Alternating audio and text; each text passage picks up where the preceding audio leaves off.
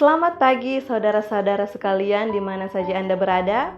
Pada pagi ini sebelum kita mendengarkan akan bacaan renungan pagi, mari kita satu dalam doa.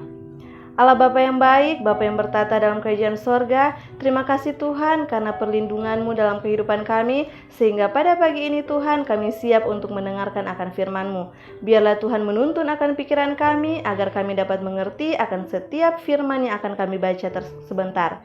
Dan biarlah itu boleh menjadi pedoman dalam kehidupan kami sehari-hari. Ampunkan akan setiap salah dan dosa kami Tuhan, dalam nama Yesus kami berdoa. Amin. Pada pagi ini judul renungan kita, Jagalah Lidahmu, Kamis 14 April 2022. Ayat inti terdapat dalam Mazmur 34 ayat 14. Jagalah lidahmu terhadap yang jahat dan bibirmu terhadap ucapan-ucapan yang menipu.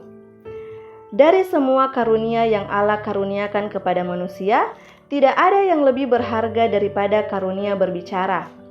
Jika dikuduskan oleh Roh Kudus, itu merupakan kuasa untuk kebaikan. Dengan lidah kita meyakinkan dan memujuk. Dengannya kita menaikkan doa dan memuji Allah. Dan dengan lidah kita membawakan berbagai pemikiran tentang kasih penebus. Testimonies jilid 6 halaman 336.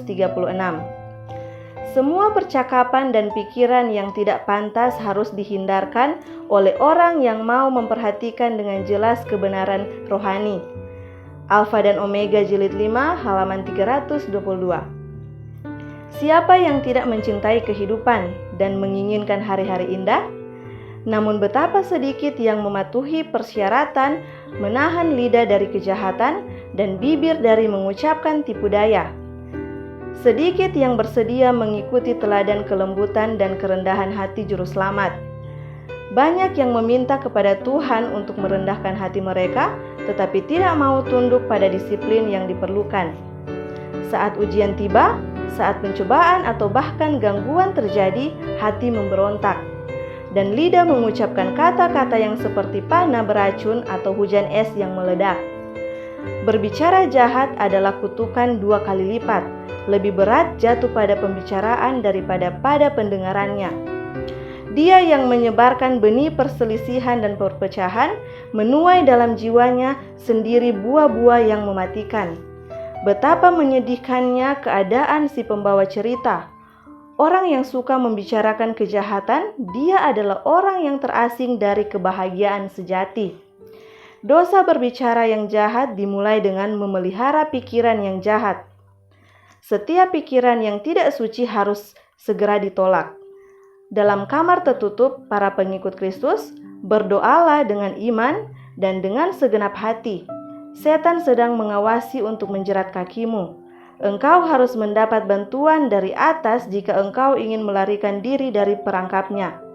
Testimonies jilid 5 halaman 776 dan 177.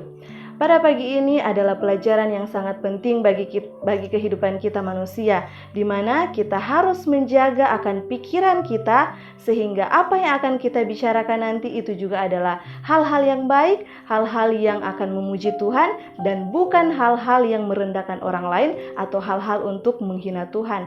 Karena dengan demikian, marilah sepanjang hari ini kita boleh memperhatikan kembali akan setiap tutur kata yang kita ucapkan, apakah itu dapat membangun iman kita atau orang lain kepada Tuhan, atau itu hanya akan membawa bencana bagi orang lain.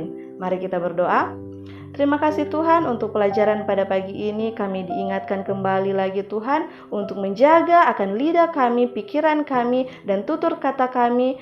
Biarlah setiap perkara atau kata-kata yang kami katakan itu hanya untuk memuji dan memuliakan nama Tuhan saja. Ampunkan akan setiap salah dan dosa kami Tuhan. Dalam nama Yesus kami berdoa. Amin.